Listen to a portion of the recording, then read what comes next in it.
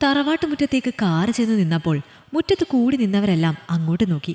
Driving സീറ്റിൽ നിന്നും ഇറങ്ങി വരുന്ന എന്നെ കണ്ടതും പല കണ്ണുകളിലും പല ഭാവങ്ങളായിരുന്നു.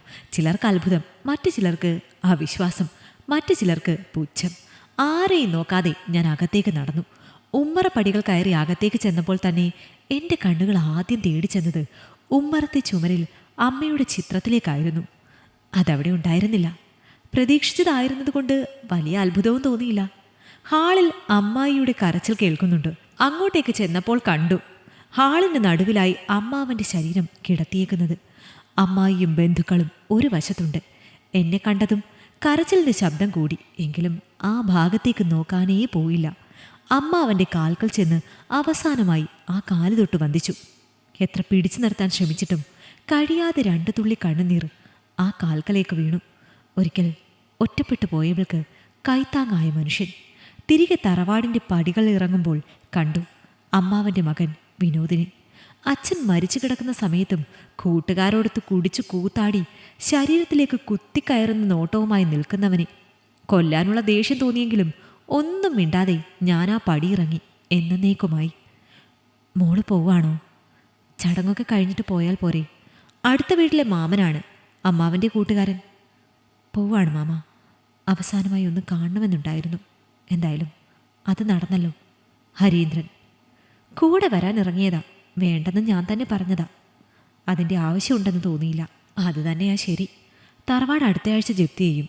അതറിഞ്ഞപ്പോൾ തളർന്നു വീണതാനി. എല്ലാ വിനോദിൻ്റെ തോന്നിവാസങ്ങളാ. എല്ലാത്തിനും കൂട്ടുനിന്നത് സുമംഗലയും. ഇപ്പോൾ അവൾക്ക് ആരും ഇല്ലാതെയായി. പോകാൻ ഒരിടവും ഇല്ല. വിനോദ് മിക്ക ദിവസവും വീട്ടിൽ വരാറില്ല. ഒരു കേസിൻ്റെ റിമാൻഡ് കഴിഞ്ഞ 2 ആഴ്ച മുമ്പ് ഇറങ്ങിയതേ ഉള്ളൂ. ഒന്നും മിണ്ടാതെ എല്ലാം കേട്ടു നിന്നു. പോകാൻ തീരുമാനിച്ച സ്ഥിതിക്ക് ഇനി വൈകിക്കേണ്ട, മോള് പൊയ്ക്കോ. തിരികെ വീട്ടിലേക്ക് തിരിച്ചെങ്കിലും മനസ്സ് ആ തറവാട്ട് മുറ്റത്ത് തന്നെ കുടുങ്ങിക്കിടക്കുകയായിരുന്നു. അത്യാവശ്യം സ്വത്ത് വകകളൊക്കെയുള്ള തറവാടായിരുന്നു എൻ്റെ അമ്മ അരുന്ധതിയുടേത്. അമ്മയുടെ ഏക സഹോദരനായിരുന്നു അനിരുദ്ധനെന്ന തൻ്റെ അനിമാമ. സന്തോഷവും സമാധാനവും നിറഞ്ഞ ജീവിതം. അമ്മയുടെ അടുത്ത കൂട്ടുകാരിയായിരുന്നു സുമംഗല. അനിമാമനോട് തൻ്റെ കൂട്ടുകാരിക്ക് പ്രത്യേകിച്ചൊരു ഇഷ്ടമുണ്ടെന്ന് മനസ്സിലാക്കിയപ്പോൾ അമ്മ തന്നെ മുൻകൈയെടുത്ത് ആ വിവാഹം നടത്തിക്കൊടുത്തു. പിന്നീട് അമ്മയുടെ വിവാഹവും ആഡംബരപൂർവ്വം തന്നെ നടന്നു. എനിക്ക് 15 വയസ്സായപ്പോഴാണ് അമ്മ മരിക്കുന്നത്. എന്തസുഖം വന്നാലും നിസ്സാരമായി മാത്രം കാണുന്ന അമ്മയ്ക്ക് മഞ്ഞപ്പിത്തത്തിന് മുൻപിൽ തോറ്റു കൊടുക്കേണ്ടി വന്നു. 2 വർഷം കഴിഞ്ഞപ്പോൾ അച്ഛൻ വേറെ വിവാഹം കഴിച്ചു. അതോടെ അമ്മയുടെ സ്നേഹം മാത്രം അറിഞ്ഞു വളർന്ന ഞാൻ രണ്ടാനമ്മയുടെ ദ്രോഹവും അറിയാൻ തുടങ്ങി. കാര്യങ്ങളൊക്കെ മനസ്സിലാക്കിയപ്പോൾ അമ്മാവൻ എന്നെ തറവാട്ടിലേക്ക് കൊണ്ടുവന്നു. തൻ്റെ ഭർത്താവിൻ്റെ സഹോദരിയുടെ, തൻ്റെ അടുത്ത കൂട്ടുകാരിയുടെ, തനിക്കൊരു ജീവിതം തന്നവളുടെ മകൾ അച്ഛനും അമ്മയും നഷ്ടപ്പെട്ട് മുന്നിൽ വന്ന് നിൽക്കുന്നു എന്നൊന്ന് ചിന്തിക്കുക കൂടി ചെയ്യാതെ അമ്മായി എന്നെ ആ വീട്ടിലെ വേലക്കാരിയാക്കി മാറ്റി. ആദ്യമൊക്കെ അമ്മാവൻ എതിർത്തിരുന്നു. പിന്നീട് എൻ്റെ പേര് ചൊല്ലി അവരുടെ ജീവിതത്തിലെ സ്വസ്ഥത നഷ്ടപ്പെടുന്നു എന്ന് തോന്നിയതുകൊണ്ടാകാം പതിയെ പതിയെ അമ്മാവനൊന്നും മിണ്ടാതെയായി. തുറന്നിട്ട ഗേറ്റിലൂടെ കാർ പോർച്ചിലേക്ക് കയറുമ്പോൾ കണ്ടു വരാന്തയിലെ ചാരുകസേരയിലിരുന്ന് ഏതോ പുസ്തകം വായിക്കുന്ന ഹരീന്ദ്രൻ എന്ന മനുഷ്യനെ. കാറിൽ നിന്നും ഇറങ്ങി 1 നിമിഷം അദ്ദേഹത്തെ തന്നെ നോക്കി നിന്നു. കുട്ടി നേരത്തെ ഇങ്ങ് പോന്നു അല്ലേ? ആ മനുഷ്യൻ്റെ ചോദ്യമാണ് എന്നെ ഉണർത്തിയത്. അതല്ലേ നല്ലത്? തിരിച്ചൊരു മറുചോദ്യം ചോദിച്ചു. അല്ലേ എന്ന് ചോദിച്ചാൽ ആണ്. എങ്കിലും തെറ്റായിപ്പോയെന്നല്ലേ പറയുന്നത്? തീർത്തും പറയുന്നില്ല. തെറ്റായിരിക്കാം. എങ്കിലും എനിക്കിതാണ് ശരി.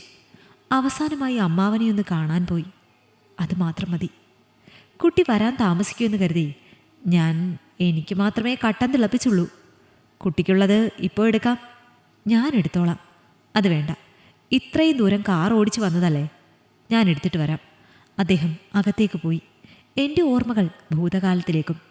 +2 കഴിഞ്ഞ് അമ്മായിയുടെ നിർബന്ധം കാരണം പഠിത്തം നിർത്തി പൂർണ്ണമായും ആ വീട്ടിലെ ജോലിക്കാരിയായി മാറിയ സമയം. ആ സമയത്താണ് നാട്ടിലെ വില്ലേജ് ഓഫീസിലേക്ക് പുതിയ വില്ലേജ് ഓഫീസർ സ്ഥലം മാറി വന്നത്. ഹരീന്ദ്രൻ, അവിവാഹിതൻ, തറവാടിനടുത്തുള്ള വീട്ടിൽ താമസം. അദ്ദേഹത്തിനുള്ള ആഹാരം വീട്ടിൽ നിന്നും കൊടുക്കാമെന്ന് അമ്മായി ഏറ്റു. വേണ്ടെന്നും ഹോട്ടലിൽ നിന്നും കഴിക്കാമെന്നും അദ്ദേഹം പറഞ്ഞിട്ടും കേൾക്കാതെ തറവാട്ടിൽ നിന്നും തന്നെ ആഹാരം കൊടുത്തു തുടങ്ങി. മാസം നല്ലൊരു തുക ആഹാരത്തിന് അദ്ദേഹം നൽകി. രാവിലെയും രാത്രിയിലെയും ഭക്ഷണം കൊണ്ടു കൊടുക്കല ജോലി എനിക്കായിരുന്നു. അങ്ങനെയാണ് അദ്ദേഹവുമായി പരിചയപ്പെടുന്നത്. തന്നെക്കാൾ 20 വയസ്സോളം മുതിർന്നയാൾ. ഒരുപാട് വായിക്കുന്ന അദ്ദേഹം എനിക്കും വായിക്കാൻ പുസ്തകങ്ങൾ നൽകി. ആളുടെ നാടിനെപ്പറ്റിയും അമ്മ കൂടി മരിച്ചതോടെ ഒറ്റപ്പെട്ടു പോയ വീടിനെപ്പറ്റിയും ജോലിയെപ്പറ്റിയും ജോലി ചെയ്ത സ്ഥലങ്ങളെപ്പറ്റിയും ഒക്കെ സംസാരിച്ചു. അമ്മായി എന്നോട് കാണിക്കുന്ന ദ്രോഹങ്ങൾ അറിഞ്ഞപ്പോൾ പ്രതികരിക്കാൻ പ്രേരിപ്പിച്ചു. പഠനം നിർത്തിയതറിഞ്ഞപ്പോൾ പഠിക്കാൻ നിർബന്ധിച്ചു. തൻ്റെ സങ്കടങ്ങളെല്ലാം പറയാനൊരു കേൾവിക്കാരൻ തന്നെയായിരുന്നു ആ മനുഷ്യൻ. അമ്മാവനും അമ്മായിയും അമ്മായിയുടെ വീട്ടിൽ പോയൊരു രാത്രി മദ്യപിച്ചു വന്ന അമ്മാവൻ്റെ മകനും കൂട്ടുകാരും പിച്ചി ചീന്താൻ വന്നപ്പോൾ രക്ഷയ്ക്കെത്തിയതും ആ മനുഷ്യൻ തന്നെയായിരുന്നു. എനിക്ക് സ്ഥലം മാറ്റമായി. ഒരാഴ്ച കൂടി കഴിഞ്ഞാൽ ഇവിടെ നിന്ന് പോകണം. അത് സാരമില്ല, ഒരാഴ്ച ലീവ് എടുക്കാം. കുട്ടിക്ക് ഇഷ്ടമാണെങ്കിൽ എൻ്റെ കൂടെ വരാം. എൻ്റെ മരണം വരെ ഞാൻ കാണും കുട്ടിക്ക്. പിന്നീട് ഒന്നും ചിന്തിക്കാനില്ലായിരുന്നു. ആ രാത്രി തന്നെ കൂടെ ഇറങ്ങി. അതോടെ നാട്ടിൽ മുഴുവൻ ഞാൻ അദ്ദേഹത്തിൻ്റെ കൂടെ ഒളിച്ചോടിപ്പോയി എന്ന് പാട്ടായി. അതൊന്നും ശ്രദ്ധിക്കാൻ പോയില്ല. അമ്മാവനോ അമ്മായിയോ പരാതിയൊന്നും കൊടുക്കാത്തതുകൊണ്ട് കൂടുതൽ അന്വേഷണമൊന്നും ഉണ്ടായില്ല. പുതിയ സ്ഥലത്ത് പുതിയ വീട്ടിൽ താമസം, തുടർ പഠനം, ആഗ്രഹിച്ചതുപോലെ തന്നെ ഒരു ബാങ്ക് ഉദ്യോഗസ്ഥയുമായി. കുട്ടി, തായി കട്ടൻ ചായ കുടിക്കൂ. ഒരു ഗ്ലാസ് തൻ്റെ നേർക്ക് നീട്ടി നിൽക്കുന്ന ഹരീന്ദ്രൻ എന്ന മനുഷ്യൻ. ആരാണ് തനിക്കയാൾ? ഒരു താലിച്ചരടിനാലോ നിയമപരമായൊരു ഒപ്പിടിയിലിനാലോ എന്നെ അദ്ദേഹം തളച്ചിട്ടിട്ടില്ല. ഒരു മുറിയിൽ ഒരുമിച്ച് ഉറങ്ങിയിട്ടില്ല. എൻ്റെ ആഗ്രഹങ്ങൾക്ക് തടസ്സം നിൽക്കുകയോ അഭിപ്രായങ്ങൾ എന്നിലേക്ക് അടിച്ചേൽപ്പിക്കുകയോ ചെയ്തിട്ടില്ല. ആരാണ് ഈ മനുഷ്യൻ തനിക്ക്? പുനർജന്മം തന്ന പിതാവോ? വിഷമങ്ങളിൽ കൂടെ നിൽക്കുന്ന കൂടപ്പിറപ്പോ? ആവലാതികൾ പങ്കുവെക്കുന്ന സുഹൃത്തോ? പനിച്ചൂടിൽ ചുട്ടുപൊള്ളുമ്പോൾ ഉറങ്ങാതെ കൂട്ടിരിക്കുന്ന അമ്മയോ? ജീവിതം പങ്കുവെക്കുന്ന പങ്കാളിയോ? ആരാണ് തനിക്കിയാൾ? പേരറിയാത്ത, നിർവചിക്കാൻ കഴിയാത്തൊരു ബന്ധം. അതാണ് അയാൾ, തൻ്റെ മാത്രം ഹരീന്ദ്രൻ. ഈ കഥ നിങ്ങൾക്കിഷ്ടമായെങ്കിൽ ലൈക്ക് ചെയ്യൂ. നിങ്ങളുടെ അഭിപ്രായങ്ങൾ കമന്റായി രേഖപ്പെടുത്തൂ. കൂടുതൽ കഥകൾ കേൾക്കാൻ ഈ ചാനൽ സബ്സ്ക്രൈബ് ചെയ്യൂ.